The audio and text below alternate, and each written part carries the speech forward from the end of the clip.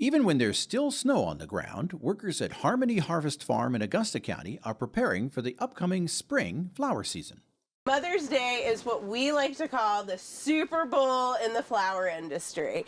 It's when we have some of our most amazing fresh flowers directly off the farm available, and we get to highlight them at one of the biggest floral holidays of the year. Hall says peonies are her favorite floral crop. They grow about 1,500 plants that are market ready in time for Mother's Day, and they always sell out in a matter of weeks. Harmony Harvest also grows ranunculus flowers.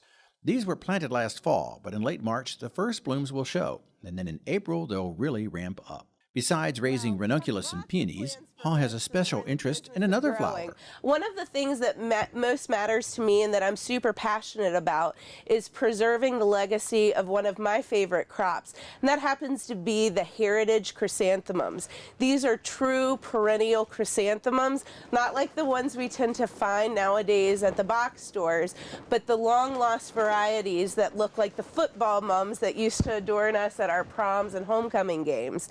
Of course, Valentine's Day is a big flower holiday as well. But despite the fact that the rose is the national flower, Hall says there aren't any large-scale rose production farms located in the United States. That's due to the high cost of heating and labor, and because countries near the equator have a better climate to grow them. Most roses are imported from Colombia, followed closely by Ecuador. Hall says a vocational horticulture class inspired her to grow flowers on her own. Horticulture classes are also at the root of Ashley Kuehler's flower growing experience. I've always been more of a creative, but having to really get down and dirty with flowers is something that I don't think people think of a lot. It's a lot of physical labor, especially during the summer. You know, booming flower season is in July and August, and that's when we're all complaining about how hot it is here in Virginia. So that was kind of a rude awakening when I had to think about how much land we had available, how many seeds that I could plant. On top of the floriculture business, Kuehler and her husband maintain a backyard flock of chickens, and she co-hosts the Virginia Young Farmers podcast.